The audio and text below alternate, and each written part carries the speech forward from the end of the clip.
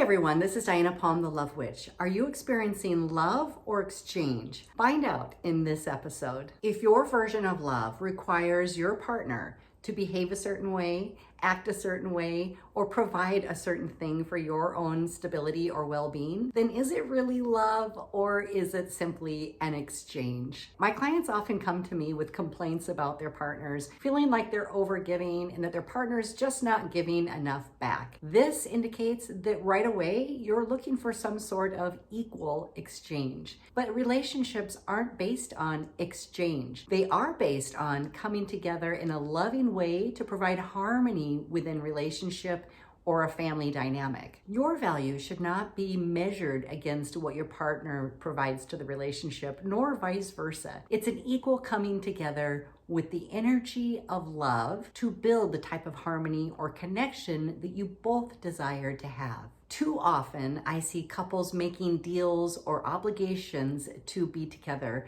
almost like a written contract. If you provide this, I will provide this. And when you fail to provide this, I'm out. And that has nothing to do with the energy of love. When you're experiencing this dynamic in relationships, you're really coming back into survival mode and really operating out of your ego instead of your heart. Now, I'm not telling you to just be in a dead relationship either. If both parties are not coming into relationship with the energy and intention to expand the love and relationship and abundance together, then there is probably something missing. Because in a loving relationship, there is no room for a lazy partner. I'm not suggesting that love needs to be hard work, but it is based on intention. And when somebody has the right intention, they truly do want to see the relationship flourish and become very abundant for both partners. If you're in a long-term relationship, it's highly likely that you'll both switch roles at different points within the relationship. And this energy dynamic can become very interesting, especially when one person is used to providing the money, and then at some point in the relationship, that role shifts to the other partner. This is always kind of an interesting dynamic when I see that. But the couples that are very, very successful realize that the obligation for providing does not rely upon one person. It is not one person's role to provide all the financial well-being for the family or the household. A true partnership is when both people come together with the intention of providing this and balance out based upon each other's opportunities, and that there is still the ability to find harmony and balance where both people can grow within the relationship and still find balance and harmony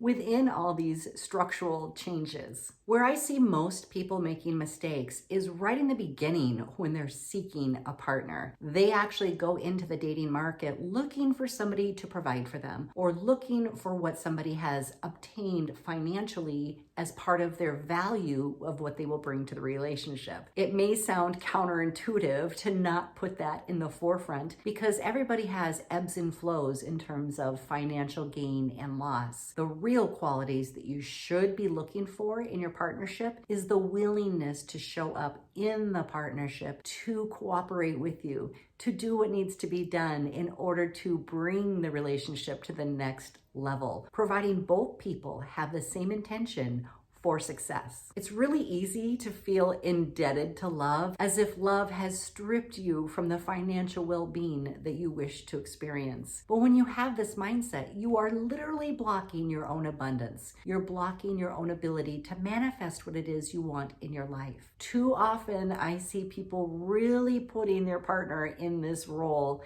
so that they can have whatever life they want to have on the side. Now, this is not a healthy dynamic. Both people are not cooperating in an open-hearted, free will, loving space, which means both have the same intention for coming in to provide love, nourishing, and abundance to what they're building together within the relationship. In the new earth, relationships are also becoming new. And this means that you literally show up very different in relationship, where you know your value and what you can provide. And you also allow your partner to show up as they are. That's a true partnership. The best way to get there is to claim responsibility for the energy of love that you embody, what you bring to a relationship, how you experience love within the relationship, and how you perceive the energy of love that your partner is giving you.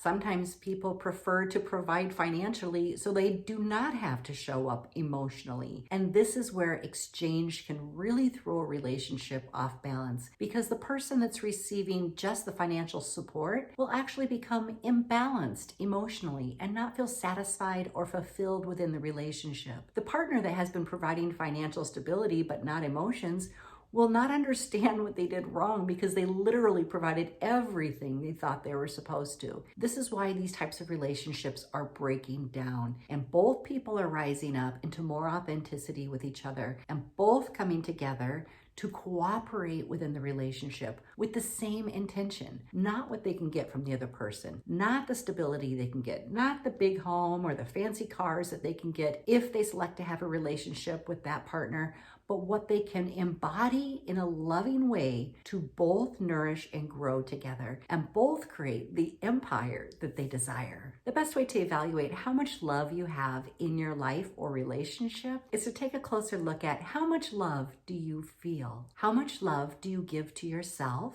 And how much love do you share with others? Love is really the only currency, but it is not an exchange. It is a free will offering. It is an energy of giving and receiving that keeps your soul in the flow and keeps your relationship balanced. When one person in relationship begins to restrict their love because they feel they're not getting enough from their partner, this can completely sabotage your relationship. Pulling back and restricting your love is based on control. This is where the ego steps in and pushes you into survival mode rather than staying in the energy and vibration of love. Love is where the answers are. Love is where the solutions can come together. So when somebody is acting dominating or passively pulling back and restricting energy of love, this is where the relationship really breaks down. To move through these issues, to find the best solutions, to continue having harmony in your home and in your relationship, this requires both parties to come together, have more understanding, have more conversation, and come together in their highest selves, in their highest love vibration for themselves when they're feeling good about themselves, connecting with each other in that energy, and then finding very high vibrational solutions. Many people complain about relationships by saying, I'm just not getting my needs met. And I want to challenge you to take a better look at that. And rather than stating out loud or even projecting onto your partner that your needs are not being met, I want you to think about how you can actually fulfill your own needs so that you're showing up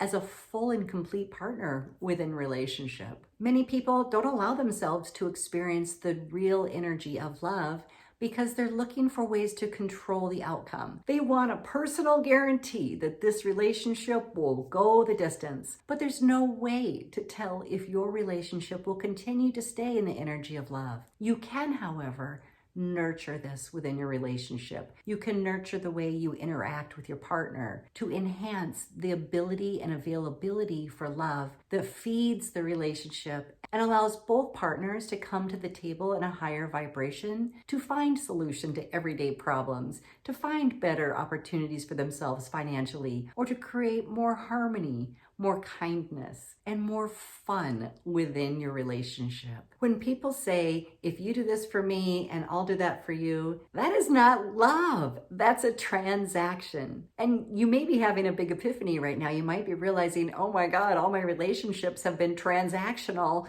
and not based on the ebb and flow of real and sustaining love. If this is the case, either you're coming from your ego, your childhood wounds, or you have some subconscious blocks and limits to clear so that you can really move out of your ego and into your heart space. This is where we enjoy the energy of love in our lives. And what is it all worth at the end if it's not about the love? How we come together and how we embody this energy within ourselves to share with our partner and allow that partnership to grow in the energy of love. Many people actually have these kind of transactional relationships when they've been very wounded in relationship. It's a form of trying to control things and to ensure they will not be hurt again, that they have so many red flags and loopholes and guarantees and all these other projected energies into their relationship that it literally limits, cuts off, and suffocates the energy of love. Love is always trying to be expressed. Love is the most important energy there is. And I know this because I'm a medium and I work with others on the other side all day long. And they tell me what their pitfalls were in life. And the most important thing that they regret is not being in an energy of love. It's staying in the head, staying in survival, trying to control, putting rules, limits, and blocks, and putting obligations on their partnership instead of relaxing into the energy of love, truly seeing who your partner is, finding a way to love them and nourish the relationship so that both partners can actually thrive. So moving into the new earth, we're really moving out of transactional relationships that are really cold to the touch and moving more into warm-hearted, loving relationships where both people can really, really thrive, feeling nourished, supported, and where they're actually nourishing and supporting themselves and the relationship. Remember, you are responsible for your well-being, you and no one but you.